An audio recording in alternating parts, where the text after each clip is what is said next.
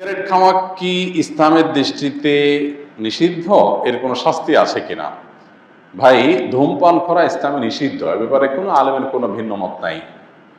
অনেক উলামা ইকরাম মাকরুহ তাহরিমি বলেছেন, যেমন হানাফি মাযহাবের উলামা ইকরাম মাকরুহ তাহরিমি বলেন, তবে সৌদি আরবের উলামা ইকরাম এটাকে হারাম বলেছেন, নিষিদ্ধ এবং এটা গুনাহ নাজায়েজ, এ ব্যাপারে কারোর কোনো ভিন্ন মত নেই। কেন?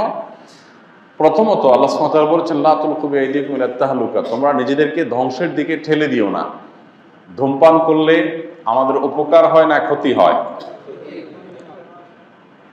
ক্ষতি হয়।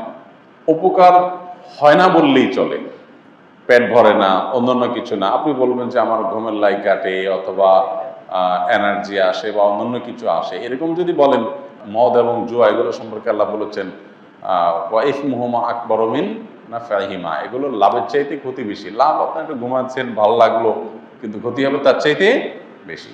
তো যে জিনিসটা খেলে পরিষ্কার ক্ষতি হবে, আপনার সুস্পষ্ট ক্ষতি সাধন হবে, জেনে শুনে সেরকম ক্ষতিকর জিনিস খাওয়া, যেটা আপনার স্বাস্থ্যকে ধ্বংস করবে, আপনাকে বিপদের দিকে ঠেলে দিবে, মৃত্যুর দিকে ঠেলে দিবে, ক্যান্সারের কারণ, সবচেয়ে বেশি ক্যান্সারের কারণ হয় এই ধূমপান। তো সেই জিনিসটা সেবন করা ইসলামে জায়েজ নাই, না জায়েজ, এটা একটা বিষয়। দ্বিতীয়ত, এটা যেহেতু আমাদের পেট ভরে না, এরপর আমরা টাকা দিয়ে যদি এটা খাই, তাহলে সেটা অপচয় হয়, কারণ এটা অনর্থক অহেতুক একটা জিনিস। এটা যেটুকু আপনার ফুর্তি বা যেটুকু আপনার ভালো লাগা বা তথাকথিত এনার্জির জন্য করেন, তার চাইতে ক্ষতি অনেক বেশি। ধূমপান করার ফলে আপনার মুখে যে দুর্গন্ধ সৃষ্টি হয়, আল্লাহর জমিনে কোনো হালাল খাবার খেলে মানুষের মুখে এরকম দুর্গন্ধ হয় না।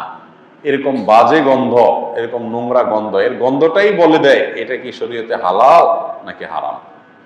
কথা বুঝে আসছে? বিধায় যাদের এই বদভ্যাস আছে, তাদের সদিচ্ছাই যথেষ্ট এখান থেকে সরে আসার জন্য। মানুষ পারে না এমন কিছু নাই। অনেকে বলে, ভাই আমি বহু চেষ্টা করছি, পারি না। তাই আমি বলি, পারেন না মানে? আপনি পারবেন, আপনার সাথে আপনার 14 গোষ্ঠীতে যত ধূমপায়ী আছে সবাই পারবে একসাথে ইনশাআল্লাহ। কখন পারবেন? যখন ঠেলায় পড়বেন, তখন আপনি পারবেন। আপনাকে জেল নিয়ে যদি বেঁধে রেখে দেওয়া হয়, আপনি পারবেন, দেখবেন সাথে আরো কত কিছু করবেন। আমরা যারা মনে করি যে আমরা পারি না, তাদের আসলে সদিচ্ছার কি আছে, অভাব বা ঘাটতি আছে। যদি আপনার সিরিয়াসনেস থাকে, তাহলে পারবেন না এমন কিছু নাই। মানুষ অভ্যাস ছাড়তে পারে না। আপনি কি মরে যাবেন? এরকম করে বিষয়ে আপনি মরে যাবেন, একটু কষ্ট হবে। এইটু কষ্ট করা, নিজের বিরুদ্ধে সংগ্রাম করা, নিজেকে নিয়ন্ত্রণ করার মতো শক্তি সামর্থ্য যার নাই, এরকম একজন ঢিলা মানুষ, যার আত্মনিয়ন্ত্রণ নাই, নিজেকে কন্ট্রোল করতে পারে না, ডায়রিয়া রোগের মতো ঢিলা, ডাইরেক্ট হয়ে গেছে, যে তার মনে চায় আসে ওখানে কাইত হয়ে যায়, সে কিছু করতে পারে না, নিজেকে ধরে রাখতে পারে না, এরকম ঢিলা মানুষ আল্লাহর কাছে জান্নাতের এক্সপেক্ট করে কিভাবে সে জান্নাতের প্রত্যাশা কোন মুখে করবে? এজন্য সৎ সাহস দরকার। আল্লাহ আমাদেরকে সেই তৌফিক দান করুন।